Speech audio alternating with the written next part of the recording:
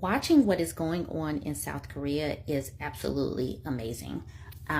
What other countries could do is watch all of these missteps and attempt to do things better. I doubt they will, because most politicians in leadership positions are male, and I doubt that they're going to listen to women. The birth rate will probably continue to decline. But this title, this country wanted a 69-hour work week. Millennials and Gen Z had other ideas. Shorter work weeks to boost employee mental health and productivity may be catching on in some places around the world, but at least one country appears to have missed the memo.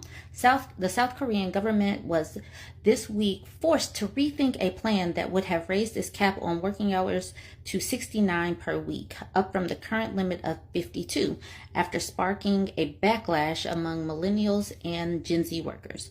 Workers in the East Asian powerhouse economy already face some of the longest hours in the world, ranking fourth only behind Mexico, Costa Rica, and Chile, according to the OECD. And death by overwork is thought to kill scores of people every year.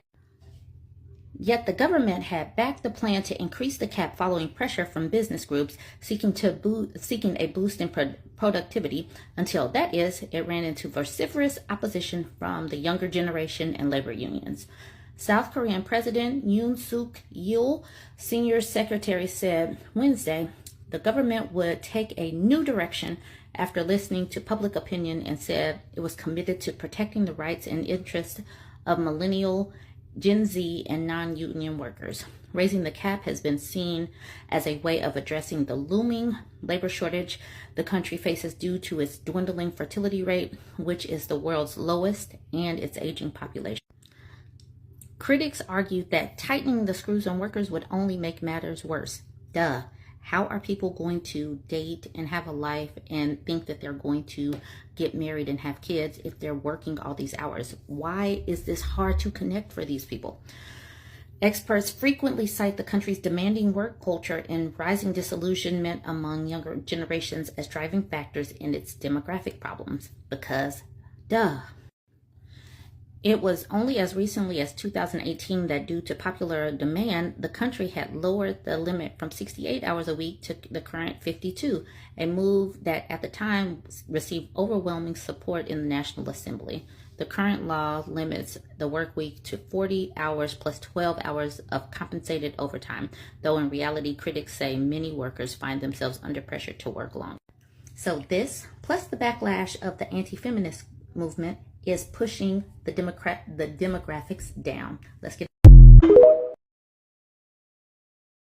I keep posting South Korea because their feminism is born out of the mistreatment of women, and people tend to think of feminism being just in the West and these other countries being submissive and just more traditional. No, feminism is born when women are not safe and when they are unequal. And that is where these policies are coming from. So this came out in December. Feminists are protesting against the wave of anti-feminism that swept up South Korea. Feminists in South Korea are planning to conduct nationwide protests against gender-based violence this weekend. The first occurred simultaneously in several major cities since the pandemic. It's a response to an anti-feminist wave that has swept across South Korea, creating a tense gender war where discourse around women's rights is now taboo and claim that they are now victims of gender discrimination.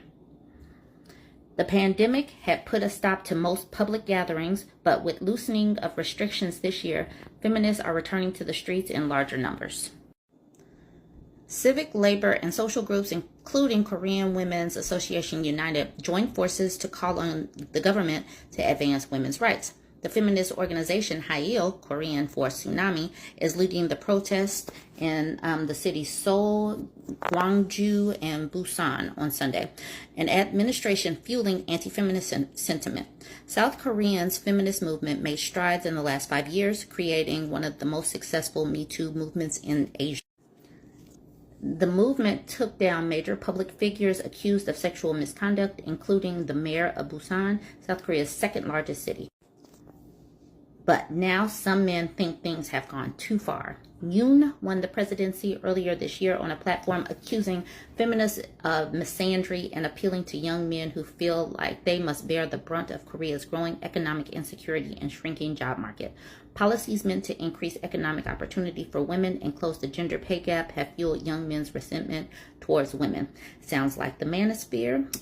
Sounds like the anti-feminist movement here. Sounds like people talking about reverse racism. Okay.